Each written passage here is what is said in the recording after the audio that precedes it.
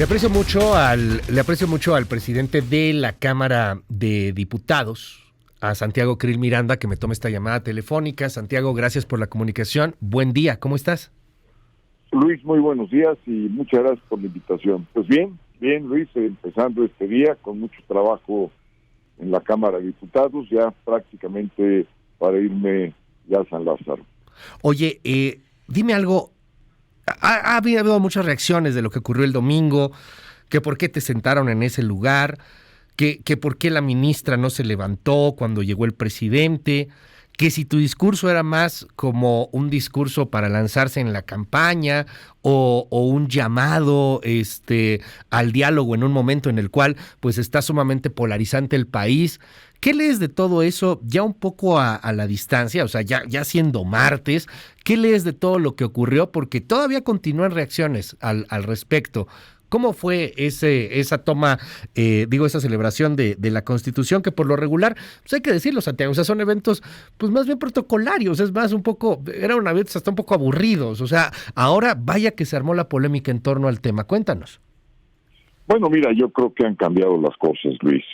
En primer lugar, tenemos en el Poder Judicial a una ministra presidenta independiente, tenemos en el Poder la Cámara de Diputados a un presidente independiente de oposición, pero con la responsabilidad de presidir una Cámara plural y por lo tanto, en primer lugar, los contenidos de nuestros discursos fueron muy diferentes a todos los que se habían escuchado en los años anteriores, e igualmente en las formas.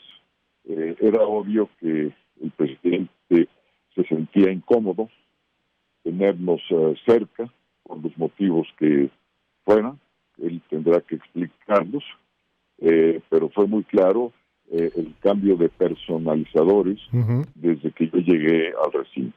O sea, cuando tú llegaste... 5 minutos antes y claro, empezaron el juego de las sillas. El juego de las sillas. Cuando tú llegaste, entiendo que tu nombre estaba al lado del presidente, lo cual es normal, o sea, porque pues es una representación de los poderes, o sea, está el presidente y al lado pues los presidentes de las cámaras, el presidente o presidenta de la Corte, pero fueron cambiando, así como el juego de las sillas, para que te echaran hasta la esquina de la mesa. Igualmente, sí, así ¿Cómo fue. crees? Justamente, mira, yo pude observar las fotografías de los eventos anteriores. El presidente de la Cámara de Diputados estaba a la izquierda del presidente, viendo de frente, es decir, a su derecha. Y por otra parte, también movieron a la ministra presidenta, por estar junto a mí, moviendo dos en dos, es decir, a nosotros dos, pues prácticamente hasta la esquina. Y además, pues en la esquina estaba el podio, es decir, casi enfrente de nosotros estaba el podio, entonces nuestra visibilidad del auditorio hacia nosotros, pues no era la mejor, ciertamente. Oye, tu discurso es tiempo de reconciliación. ¿De verdad ves un tiempo de reconciliación en este momento? Se ve un tiempo de ultrapolarización, Santiago Krill. Es tiempo de ultrapolarización y por eso precisamente, Luis, Perdóname, Santiago, tengo que arreglar la llamada telefónica. Una disculpa, problema técnico. Le ofrezco una disculpa a Santiago Krill, el presidente de la Cámara, y por supuesto, una disculpa a usted en el auditorio. Se corta ahí de pronto la llamada telefónica y ya no estábamos escuchando muy bien lo que ocurría. A ver si podemos tener de nueva cuenta a Santiago Krill. Ayer lo decía Santiago Krill, es tiempo de reconciliación con miras al 2024, empezaron a decir algunos que era como una especie de eslogan de campaña incluso. Santiago, perdóname, se me cayó la llamada por un momento, un error técnico. Te preguntaba sobre ese discurso. No te preocupes, sí. Adelante, te preguntaba, ¿tiempo de reconciliación? Sí, mira, yo creo que estamos en un momento de una enorme polarización, todavía no son los tiempos electorales. Los tiempos electorales son para competir, los tiempos no electorales son para coincidir. Que el presidente haya desatado para sus corcholatas una campaña anticipada, pues eso está mal, primero rompe con la ley electoral y segundo, se paraliza el país en muchos sentidos. La política ya toma otro rumbo. Entonces, es un momento que todavía el país, el gobierno, los poderes deben de seguir trabajando a su máxima capacidad, pero fui yo más allá. No dije que era tiempos de diálogo, me parece que es lo primero. Si es posible la reconciliación, dejar agravios del pasado y esperarnos, por supuesto, a los tiempos para competir en la arena electoral. Pero dije, sobre todo lo siguiente, no se puede gobernar con una visión única. El pueblo somos todos. El pueblo es el gobierno, pero también somos la oposición. Y sobre todo, Luis, somos la oposición porque en la última elección federal, la del año 2021, fue la elección que precisamente la oposición sacó más votos que la coalición oficialista. Sacamos 23 millones de votos nosotros y ellos sacaron 21 millones de votos. Entonces, cuando el presidente dice no al diálogo con la oposición, en el fondo está diciendo no quiero dialogar con la mayoría del pueblo de México, porque constituimos mayoría quienes ganamos las elecciones en el 2021 y las ganamos porque sacamos más votos. Déjame preguntártelo así, Santiago, y luego con todo el respeto, pero ¿de verdad lo ves así? O sea, entiendo la visión legal y entiendo también tu formación de jurisconsulto, de abogado, pero pues ahorita son tiempos electorales, o sea, sé que no, legalmente no, y se está violando la ley y lo que tú quieras, pero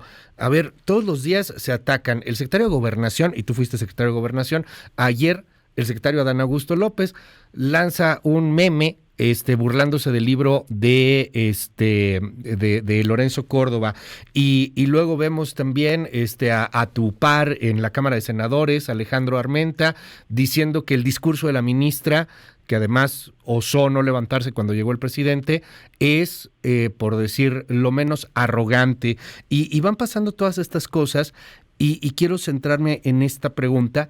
Van pasando todas estas cosas en una desconfianza generalizada de la población a todos los políticos, y tú lo debiste haber visto seguramente la semana pasada. The Economist lanza su índice de democracia. Caímos 3 lugares, como está cayendo el mundo, por cierto. No es tiempo de empatía, no es tiempo de hablarle a la gente, no es tiempo de tratar de encontrar un camino para una reconciliación que va más allá de la visión legal, Santiago Krill. Mira, yo insisto, Luis, le recordé al presidente y por supuesto a todos los presentes que cuando México ha estado dividido, es cuando México ha perdido más. Todos los estuvimos divididos la mitad del territorio. ¿Por qué? Por una guerra entre liberales y conservadores. Después vino la revolución, perdimos más de 1 millón de personas, porque fueron muchas revoluciones. La revolución maderista duró escasamente 1 año, pero después se siguieron las revoluciones, la de Villa, la de Zapata, la de Carranza, entró Obregón, en fin. La revolución tardó mucho tiempo y dejó un saldo realmente gravísimo. Retrasó muchísimo el país. No, perdóname, Santiago, otra vez un error aquí en la llamada telefónica. Una disculpa al auditorio. Ya ve que luego ahí los duendes estos que adoptamos y se quedan rompiendo los cables. A ver si podemos recuperar la comunicación con Santiago Krill. ¿Cómo vio usted el discurso? Creo que por ahí ya tengo el audio de Alejandro Armenta, ¿no? También del senador Armenta, porque ayer reaccionó a lo que dijo la ministra. Perdóname, Santiago, de verdad, un problema aquí con la comunicación, nos decías. Sí, te decía, cuando el país volvió a dividir, pues, obviamente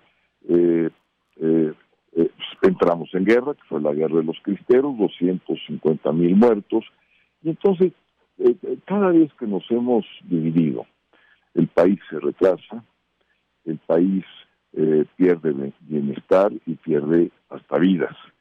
Entonces, fíjate, la falta de diálogo en el 68 y en el produjo la masacre estudiantil. Entonces les quise yo explicar que a través de la historia, desde el abrazo de Acatempan entre Iturbide y Morelos, perdón, entre Iturbide y Guerrero, fue cuando se da, digamos, esta serie de divisiones que retrasan muchísimo al país. ¿Por qué el país está tan retrasado comparado contra otros países? Porque no tuvieron sus divisiones civiles. Porque la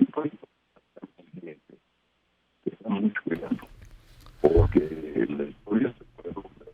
No, perdón, de verdad, qué pena, no habíamos tenido un problema así. A ver si podemos recuperarlo bien en un momentito más, nada más para ajustar bien la línea, una disculpa a nuestro auditorio. ¿Qué opina usted, oiga? 5571-131337, en torno a esta polarización que se está viviendo y en torno a lo que ocurrió con la ministra presidenta y el discurso y los tres poderes. Y yo insisto en este tema en torno a la democracia, porque hay una falta de confianza generalizada en las instituciones en este país y en el mundo. El índice democrático de The Economist, del cual platicábamos hace una semana, pues nos marca ya 3 lugares abajo de los que estábamos. Pero si se compara con hace 10 años, la caída es francamente para llorar. Es estrepitosa, va para abajo, va para abajo, va para abajo, va para abajo. La gente no está confiando en democracia, no está confiando en los políticos, no está confiando en las instituciones. Quisimos platicar con Santiago Krill al respecto, a ver si podemos recuperar esta llamada telefónica. Y una disculpa, ya sabe que luego los temas técnicos nos hacen la malhora. Oiga, a ver, reacciones en torno a lo que sucedió ayer con la ministra presidenta de la Suprema Corte de Justicia de la Nación y con ese discurso en particular. Lorenzo Córdoba, el presidente del INE, celebró el discurso de la presidenta de la Suprema Corte de Justicia de la Nación, Norma Piña, durante el aniversario número 106 de la promulgación de la Constitución. Aseguró que algunos ven la Carta Magna como algo prescindible, como algo venial, como algo que se puede desechar, como un estorbo en aras de intereses políticos. Esto lo dijo en sus redes sociales Lorenzo Córdoba. Y luego vino una especie de respuesta del secretario de Gobernación, Adán Augusto López, de lo cual platicábamos con Santiago Krill hace un momento. Adán Augusto López arremetió de nuevo en contra de los consejeros electorales, Lorenzo Córdoba y Ciro Murayama, que ya se van además, pero bueno, los tienen muy en contra, los tienen muy atravesados, algo traen contra ellos. Y entonces Adán Augusto López, que no un político, no un diputado, no un presidente municipal, no, Adán Augusto López, el secretario de Gobernación, trepa un meme burlándose del libro de Lorenzo Córdoba. Y en vez de que se llame La democracia no se toca, al meme le cambia el título al libro y le pone Las mentiras de Lorenzo. Así las cosas, así la clase política. Santiago Krill, de verdad, de corazón, te ofrezco una disculpa. No, tenemos aquí el problema. No sé si yo tenía una mala conexión, pero ya estamos. Ya, te escuchamos perfecto. Ahora sí bien. Ahora sí ya te escuchamos perfecto. Sí. Nos decías, en torno a toda esta polarización que se está viviendo y en torno a la búsqueda de una reconciliación en este 2023 que para muchos está en chino. Mira, tiene razón, digamos, la realidad que nos dice, hay polarización, hay enfrentamientos, hay un desdén del gobierno, de la coalición gobernante, por entrar a un diálogo y hacer cosas productivas para el país. Los pleitos no generan empleos, los pleitos no hacen avanzar al país, los pleitos pues generan solamente saldos negativos para todos. Entonces, pues la idea es recordar esto. Yo creo que en una ceremonia de Estado uno tiene que recordar la historia del país. Estamos hablando del 5 de febrero, la historia de nuestras constituciones, la historia de nuestras guerras y la historia de nuestras divisiones, pero también las partes positivas, la historia de nuestras uniones. Y cuando hemos estado en unidad es cuando el país realmente ha avanzado. A mí me parece una enorme irresponsabilidad como clase política, como políticos, fomentar el odio, fomentar la división, fomentar los enfrentamientos, debilitar la vida institucional del país y violentar la Constitución. Lo que le dije al presidente, y se lo dije de manera directa, además viéndolo a él, le dije, no es posible, presidente, que lo que tengamos que resolver a través de la política y del diálogo acabe en el Tribunal Constitucional, en la Suprema Corte de Justicia. Entonces, ¿qué tenemos? Tenemos todo lo que significa lo eléctrico en la Suprema Corte de Justicia. Igual sucede con la militarización, lo mismo ocurre con la parte electoral. Entonces, ¿qué vamos a hacer? Vamos a hacer que la Suprema Corte de Justicia haga lo que no puede hacer la clase política. Nosotros no tenemos la mayoría en el Congreso. Si la tuviéramos, seríamos responsables de ello. Lo que le propongo al presidente es que nos sentemos a dialogar. ¿Qué pierde él? Nada. Ya. ¿Y qué puede ganar el país? Todo. Oye, dime algo. En torno a la Suprema Corte de Justicia de la Nación, llamó y polarizó, dividió también el discurso de la ministra presidenta Norma Lucía Piña. Por un lado, Lorenzo Córdoba lo aplaude, por otro lado, en la 4T se le critica. Interesante lo que dice tu par Alejandro Armenta en el Senado de la República, el presidente del Senado. Tenemos por ahí el audio de lo que señaló en torno a lo dicho por Norma Lucía Piña. Escuchemos. Por favor. Yo escuché, esa es mi apreciación, es mi apreciación. Yo escuché a una presidenta de la Corte con una actitud de supremacía. A mí me pareció una actitud arrogante. Cuando la presidenta de la Corte aborda que el Poder Judicial gira su discurso en torno a la supremacía del Poder Judicial y no reconoce que el Poder Judicial, igual que el Poder Ejecutivo e igual que el Poder Legislativo, estuvo al servicio de los intereses extranjeros de nuestro país. ¿Qué nos dice Santiago Krill? Bueno, mira, a ver, vamos por partes. El Poder Judicial sí tiene supremacía para interpretar la Constitución. No hay poder máximo para interpretar la Constitución. ¿Dónde estábamos y qué ceremonia celebrábamos? Estamos en el Teatro de la República, donde se hizo la Constitución del 17, la que nos rige hoy, y estamos en una ceremonia de Estado, hablando de la Constitución y quiénes son garantes de la Constitución. Las ministras y los ministros de la Corte. ¿Quién los preside?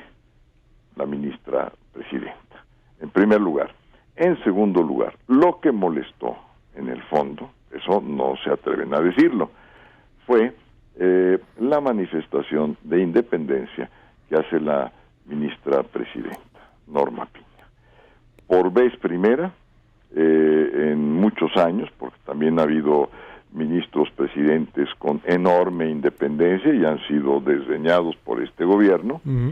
Por vez primera tenemos una presidenta, primero mujer, por cierto, la vez en toda la historia de la Suprema Corte de Justicia es la primera vez que tenemos una mujer.